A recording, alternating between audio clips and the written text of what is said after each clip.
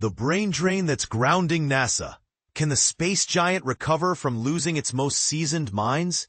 Imagine the world's most renowned space agency, NASA, without the cumulative wisdom of nearly 4,000 of its most experienced employees. This isn't a hypothetical scenario. It's the stark reality facing NASA today. In recent months, approximately 1/5 of its civil service staff have opted for voluntary buyout programs, sparking deep-seated concerns over the agency's future prowess in space exploration. The exodus of veteran talent, a loss of institutional knowledge. Recent reports, as highlighted by Space News, reveal that NASA informed its staff in July that 3,000 employees had been selected for a voluntary early retirement authority or similar reduction program, following an earlier round that saw 870 departures. The alarming aspect: these departures are disproportionately concentrated among senior scientists, engineers, and administrators, many of whom have dedicated decades to advancing NASA's mission. But here's where it gets controversial. The departure of such a vast, experienced workforce raises fundamental questions about the agency's ability to retain its position as a global leader in space. As one former NASA employee poignantly put it to Space News, the agency is essentially watching irreplaceable expertise walk out in a matter of months.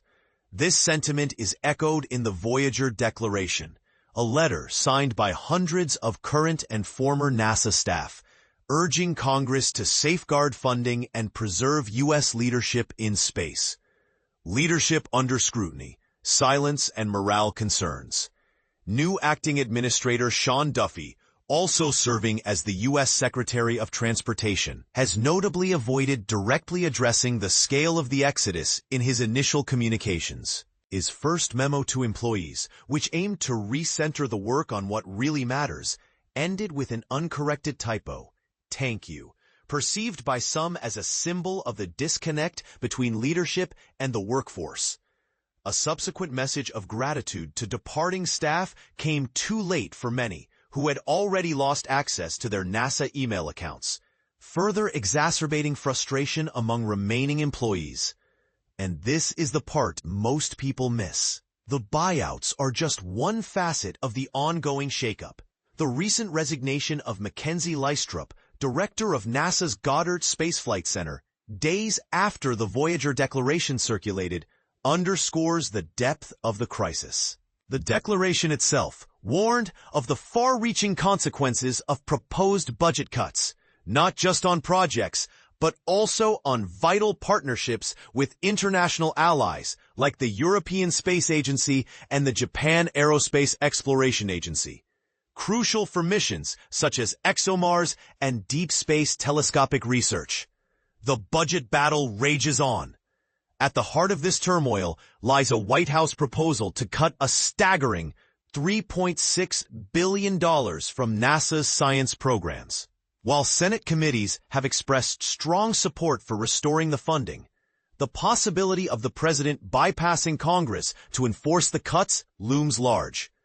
This uncertainty hangs over NASA like a sword of Damocles, threatening further voluntary exits or even involuntary layoffs.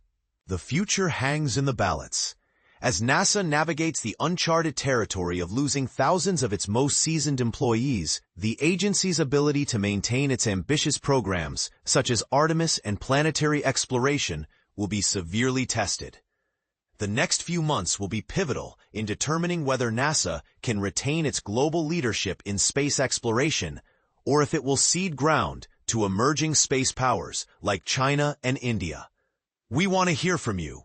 Do you think NASA can recover from this significant loss of experienced personnel? Should the U.S. prioritize maintaining its leadership in space exploration, even if it means allocating more funds to NASA? How do you envision the future of global space exploration with the rise of new players?